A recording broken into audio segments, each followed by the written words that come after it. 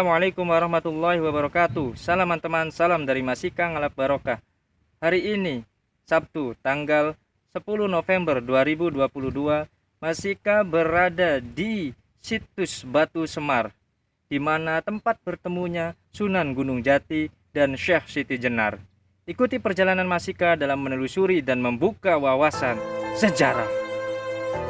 Bismillahirrahmanirrahim.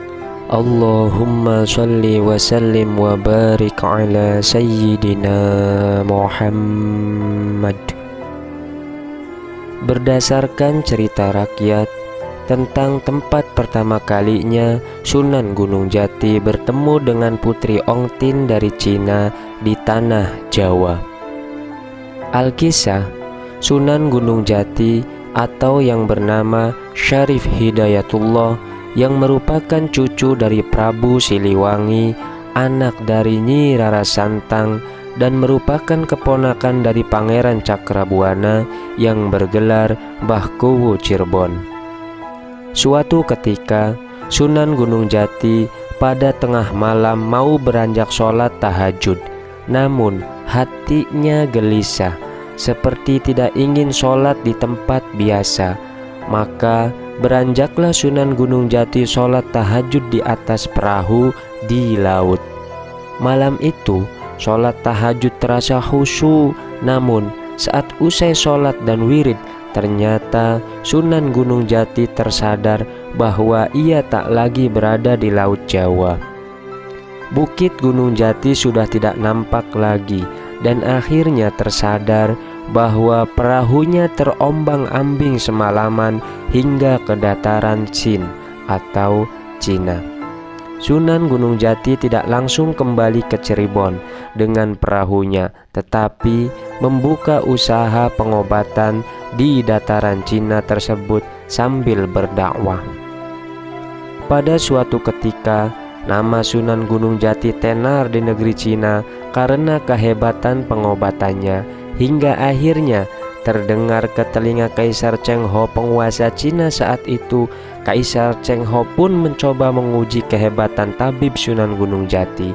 Maka Kaisar menghadirkan dua putrinya. Satu putri sudah punya suami dan satunya Ong Tin yang masih perawan, dengan pura-pura hamil dengan memasukkan bokor kuningan dengan ditutupi kain di atas perutnya. Mohon maaf sebelumnya untuk mendengarkan tentang kisah full dari kisah cinta Sunan Gunung Jati dan Putri Ong Tin, bisa menonton video sebelumnya.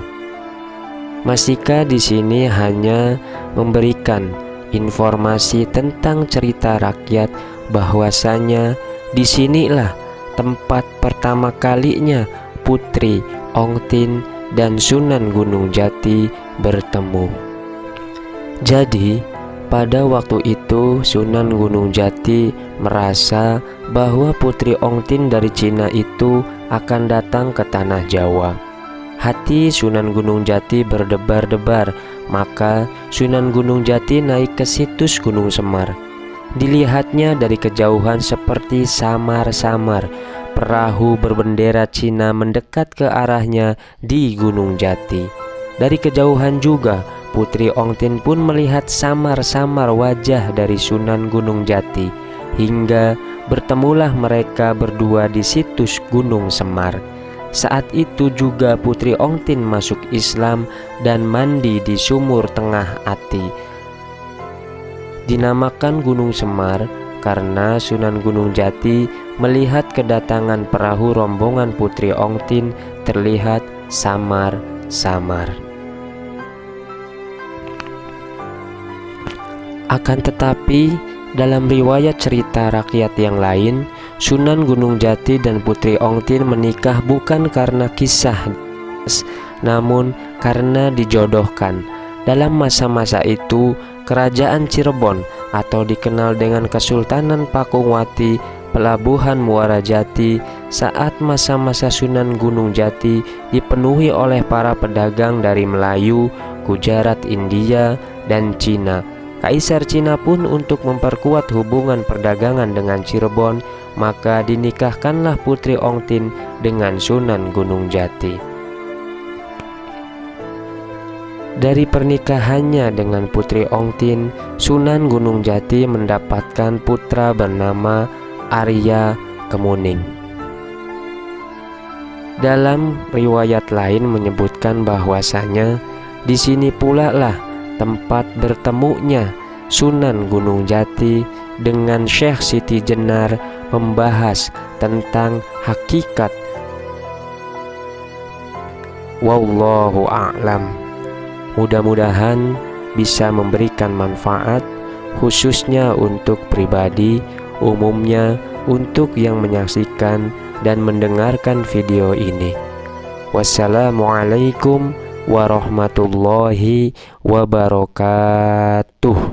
Ayo cepet-cepet nglakoni sing apik, ninggal sing elek. Neng Quran fastabiqul khairat, neng makolai samir ala khairin fatruk anil bago. Cepet-cepet to nglakoni apik, ninggal sing elek. Nanti dalili ngoten niku mboten tak isa wong mriki.